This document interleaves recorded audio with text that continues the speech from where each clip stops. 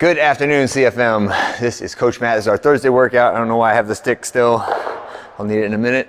But let's begin today by saying we have two lifts. One of them is squat and one of them is push press. And those are going to be our focus lifts for the day. As always, if you are missing one later or wanted to make up another one, very flexible with what you test out this week during each of the days. Just make sure you talk to a coach about it and don't just kind of go off in your own direction without clearing your plan and making sure it's smart and appropriate before you get started on it, okay? So let's begin with the warm-up. We're gonna start with 3 rounds through power jumps to start off with. So starting your power position, jump and land in that power position. Don't have to be super high, but I want you to be nice and balanced and back in your athletic ready stance when you land on the ground. Then we're gonna go through knee hugs, 8 reps on each side, followed by quad pull, 8 reps on each side. And then we're gonna get our bench T-spine opener. So this one is kind of like our elevated hand position, thread the needle. So start with your hands on the bench and kind of sit back, like use your hips to pull your body down.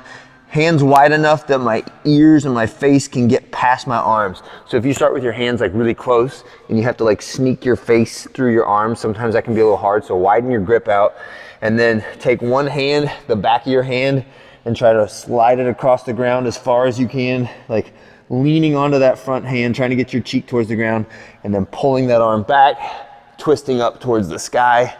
4 reps on each side, like so. And then get your bar, get your weight set up, and do some warm-up back squats. If you also want to do some warm-up push press before you put much weight on the bar, that would be fine too. All right, so back squat and bench press are the 2 main lifts that we will spot in the gym because they are some that it's possible to get stuck in a bad position on those 2. The other option for your back squat is to ditch it off your back, but just make sure that you practice that motion before you actually have to do it under duress, all right? So, and the other important part is like make sure you tell your squad mates there, if you're lifting, if you're squatting heavy, I'm going to ditch it. Don't try to spot me. And then if somebody is doing that, make sure that you don't dive in and try to spot them when they don't know it, right? It's all of our instincts. If you see somebody struggling, to try to help, but that is one time where it can get both of you guys hurt if they decide to ditch it off their back right at the same moment that you are reaching your hands underneath their arms to try to help them up, okay? So this communication will save a lot of pain and keep everybody safe.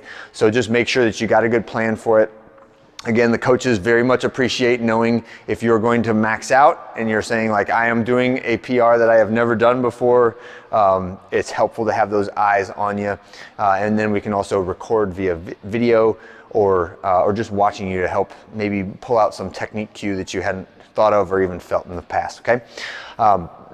So that'll be our first lift is back squat, then we'll take the weight down a little bit, and we have been practicing push press for the last 18 weeks, so we are going to max out the push press. Bench press, which we did earlier in the week, would not expect you to necessarily make dramatic progress, but I think a lot of people are surprised when we focus on push press for a while, or we focus on shoulder press for a while and bench press goes up, or we focus on bench press for a while and the other 2 lifts go up, because they're all kind of in that same pressing domain. They're just in a little bit of a different direction, so they can help fill in the gaps in strength that can be directional, okay? So push press is the movement for today. So the main thing on here is when we max out the push press, right? It's still gotta be dip, drive, press, and finish, right? So it will not count as a push press if you duck underneath, right? Even if your feet don't move, that is still considered a jerk, right? So it has to be a single hip extension that is followed by the arm and shoulder extension, right? That is the rule for the push press.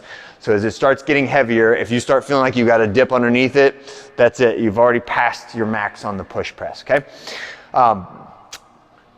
That's it for today. We'll spend the whole time on those 3 lifts, so you can feel free to take your time. Again, 3 lifts total is the appropriate number for a max out attempt series, but if you need more reps, or if you PR'd on your 3rd one and you felt fantastic, you want to add a little bit more and go for a 4th, be my guest. Go for it. All right, that's it for our Thursday. I hope you guys had a great one, and I'll see you for our last testing day on Friday.